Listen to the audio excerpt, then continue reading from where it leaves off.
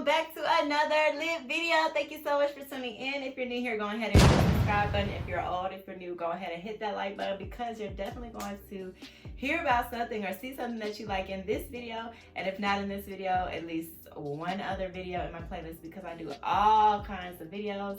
I'm not even gonna get into it, but the top categories that I do are lifestyle, vlogs, and hair. And if that sounds like something you're interested in, make sure you smash that subscribe button and comment down below. Without any further ado, we're finna get into the video. So as you can tell from the title, I went to Los Angeles, California for my birthday. It was a couple's trip. My boyfriend and I and his friend and his fiance went along with us.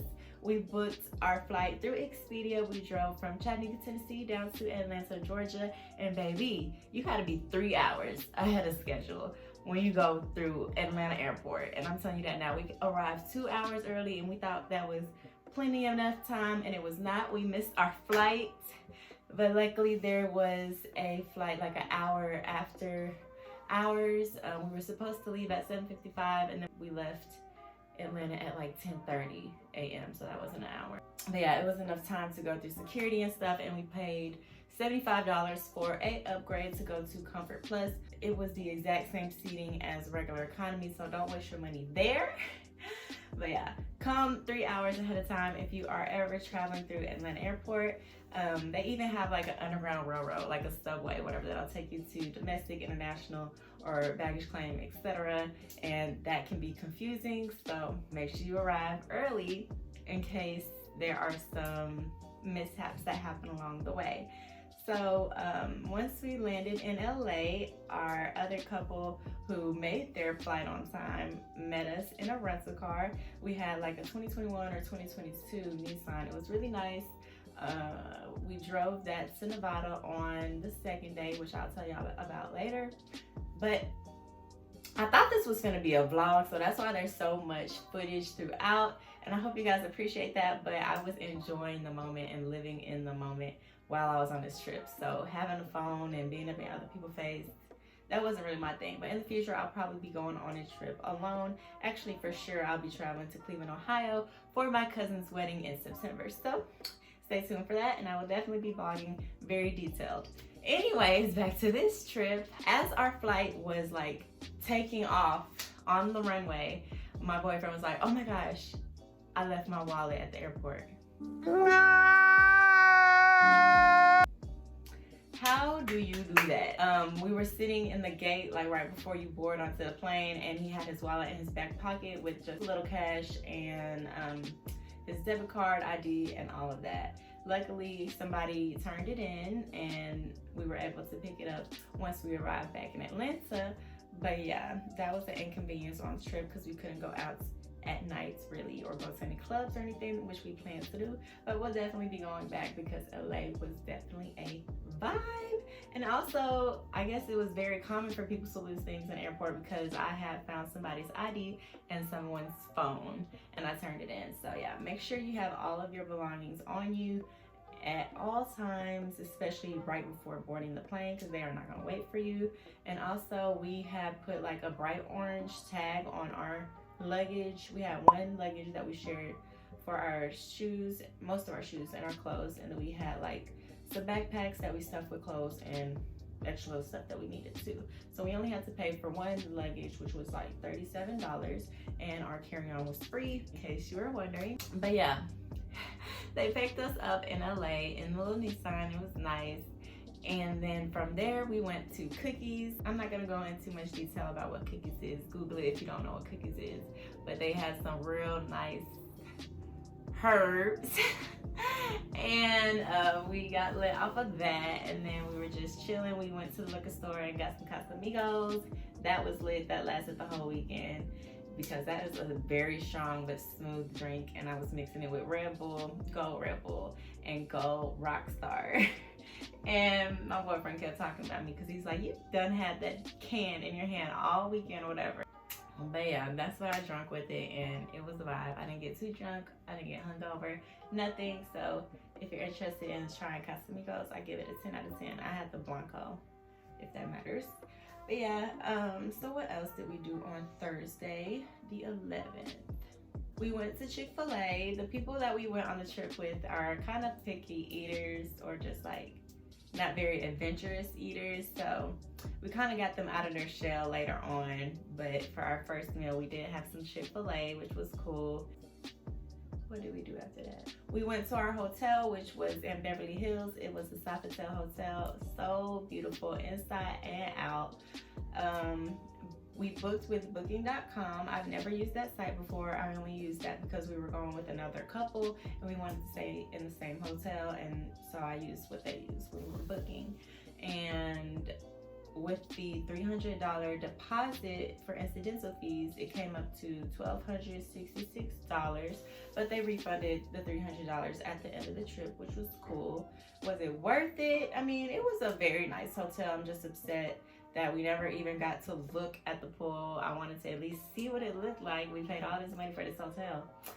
And we had a waterfall shower, which was cool, and it had an option of like having a removable shower head, because I didn't want my eyelashes or my hair getting too wet, even though I didn't take the time to do my hair except on the last night.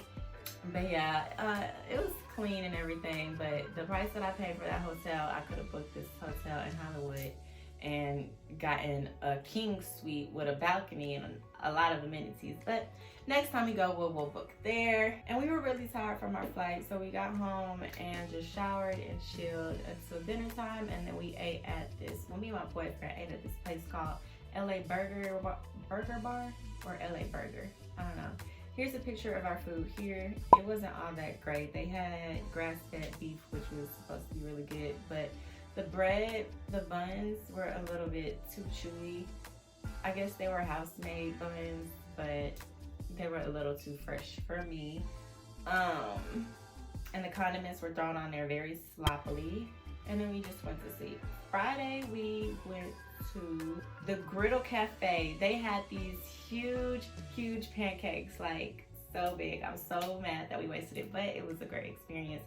And it was so delicious. We were just confused because I was just looking at places to eat in LA, and online the restaurant looked totally different than what it did in person. You had to wait like an hour, which was like the same for all restaurants in LA, before being seated, which was cool. And it was in a like Asian lobby.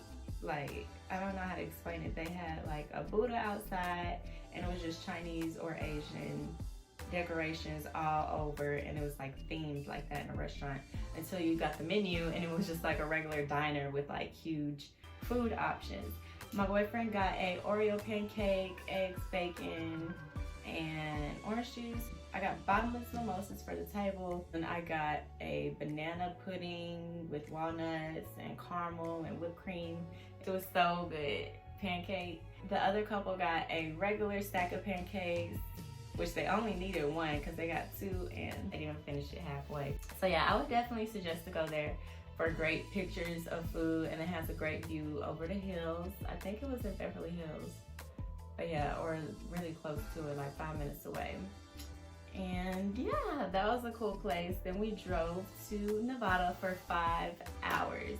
The ride went by fast. My boyfriend drove like 3 hours and I drove the remaining 2 there, and then his friend drove 5 hours straight back because everyone else had drunk while we're in Vegas, and he was the only one that was really sober, and he didn't mind driving, so that's what happened. So I appreciate you, Jay, for doing that. But yeah, in Vegas, we just went on the strip for a little while. We ate at Wahl Burger. Is that what it's called? Yeah, it was not great at all. I got some chicken bites, thinking it was gonna be like some hot wing bites, and it was literally like buffalo dip fried, like fried buffalo dip. That was nasty. And then I got some truffle parmesan tots. The tots were dried out and super crispy, and it came with like a garlic aioli, which was really like a mayonnaise with a little taste of garlic, and it was nasty. And what else did I get? Some macaroni and cheese with bacon, and it was so nasty. You could tell like the noodles were like microwaved. Oh, that whole meal was disgusting, and I was just mad because I didn't want burgers again or eat at a burger place, but that's what we did because of the people we were with, but that's fine.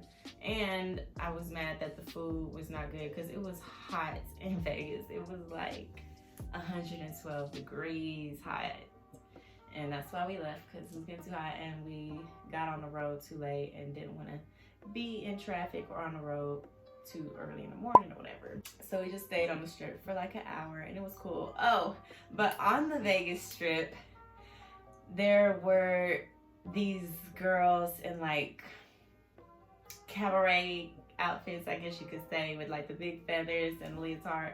Some women even just had on pasties on the street, and there was children walking outside and families and stuff. I was like, how do you feel about yourself? Like you're just an object, like you have no humility to yourself, is that the word? To be out on the street with just some pasties on. But yeah, to each his own. And next to the women were like these men passing out cards, and we actually got one of the cards and it was like a naked woman on there, and it was like, call me for pricing basically or whatever. And yeah, if you've been to Vegas, tell me if you have experienced that before. That was something we've never seen, and it was so crazy to see these basically naked women on the street and a man right next to him basically pimping out his little business. And I'm like, is this illegal? Comment down below if prostitution is legal in Vegas, because I think it actually is. But yeah, so that was Friday, and on the last night, Saturday, we went to Venice Beach. It was such a vibe, so beautiful. It was just like not sunny at all. It was an overcast and it was like 75 degrees. So that was kind of a bummer, but it's definitely not what you expect for beach weather. We got a caricature made there, and the guy who was painting us said that it always feels like that, and that's why he had a jacket on. We came down there with just like our bathing suits and a cover up, and my boyfriend made a entrance because we parked for $40 right by the beach. Parking is expensive if you want some good parking. Keep that in mind and put that in your budget if you are going to LA, Vegas soon. So we really only got in the water just for pictures. I could have stayed in there longer, but nobody else really wanted to stay in the water because it was cold. But once you got into water, it wasn't that bad. It was an experience, and the water was clean, surprisingly. There was a few homeless people on the boardwalk. Venice Beach goes on for miles and miles. They have lots of shops, lots of different food. I ate an authentic Mexican taco. I forgot what it was called, but it was chicken, and I put some Blvd sauce on it, and it came with like corn tortillas, which I never like, but it tasted so good. And then I got like some, what is that called? Some Mexican street corn in a cup, but it was not what I expected. They could have drained off that corn a little bit, and they could have layered the mayonnaise and the cheese and the tahini or whatever instead of just putting it all on top. But that was decent. It was like a 7 out of 10. What else did we do? We only stayed at the beach for like an hour and paid $40 for parking. So yeah, that was a bummer. And then after the beach, we went to the backpack. Did we do that night? I don't know. On Saturday, period, I think it was before the beach, we went to Backpack Boyz and got some more herbs, and it was very lit. It was a little bit more expensive than cookies, in case you was wondering about that. And then for dinner, we went to Mastro's Steakhouse, and that was an experience. I wanted to go there because Megan Thee Stallion said that she went there before, and I just wanted to see what it was like to eat like a celebrity. So we dressed up, we went to Mastro's, we paid for parking in the garage across the street, and it was like $10. And it was super dim lighting. It was very nice. We had steak and family-sized sides. I didn't know it was so big of a side because we could have really just ordered for the table, especially the fact that they don't split the bill for you. We had to split it amongst ourselves, but whatever. We had lobster mashed potatoes and regular mashed potatoes because my boyfriend didn't like lobster. And the other couple had fries, and we all just shared that because it was huge platters. The lobster mashed potatoes was not what I was expecting. It looks beautiful. It had a whole lobster in it.